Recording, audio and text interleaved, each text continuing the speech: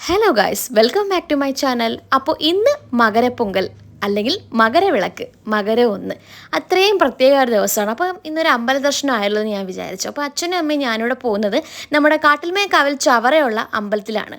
അപ്പോൾ ട്രിവാൻഡ്രം കൊല്ലം ഭാഗത്തുള്ള ആൾക്കാർക്ക് അറിയായിരിക്കും, ചിലർ ഇതിനെ മണികെട്ടണ അമ്പലം എന്ന് പറയും. ഇനി ചവറ ഭാഗത്തുള്ള ആൾക്കാരാണെങ്കിൽ കാട്ടിലമ്പലം എന്നാണ് പറയുന്നത്.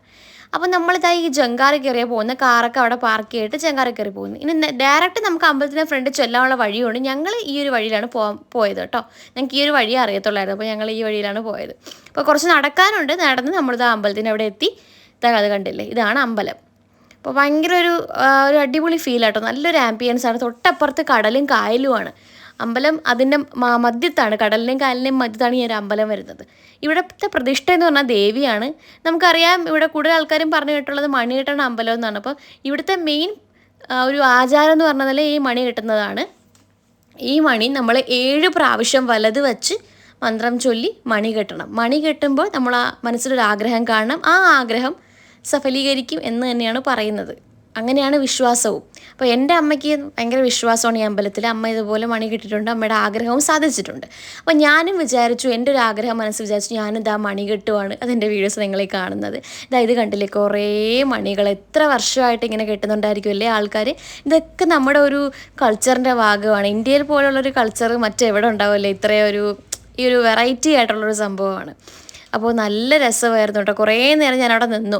നല്ല തണലൊക്കെ ഉണ്ടായിരുന്നു. പിന്നെ നമ്മൾ എത്തിയത് ഒരു 8 മണിയൊക്കെ കഴിഞ്ഞ് വീട്ടിൽ നിന്ന് ഇറങ്ങിയത്. പിന്നെ എത്തിയപ്പോൾ കുറച്ച് ലേറ്റായി. പിന്നെ ഒരു 10:30 11 മണിയൊക്കെ ആവാറായപ്പം കുറച്ച് വെയിലൊക്കെ ആയി തുടങ്ങി. പിന്നെ ഞാൻ കുറച്ച് വീഡിയോസും കാര്യങ്ങളൊക്കെ അവിടെ നിന്ന് എടുത്തിരുന്നു. അപ്പം നമ്മുടെ വഴിപാടിനെല്ലാം കൊടുത്തിട്ട് വെയിറ്റ് ചെയ്യുകയാണ് വഴിപാട് കിട്ടാൻ വേണ്ടി. അതുപോലെ തന്നെ ഒരുപാട് ആൾക്കാർ അവിടെ പൊങ്കാല ഇടാൻ വരുന്നുണ്ടായിരുന്നു. ഒരുപാട് ആൾക്കാർ. നമ്മൾ ഈ ഒരു അമ്പലം വൈകുന്നേരം വരെ ഇങ്ങനെ തന്നെ ഉണ്ട്. അപ്പോൾ അങ്ങനെ ആൾക്കാർ വന്നുകൊണ്ടിരിക്കുകയാണ്. ഈ കാണുന്നത് പൊങ്കാലിൻ്റെ സ്ഥലമാണ്. തൊട്ടപ്പുറത്ത് കടലാണ് കേട്ടോ.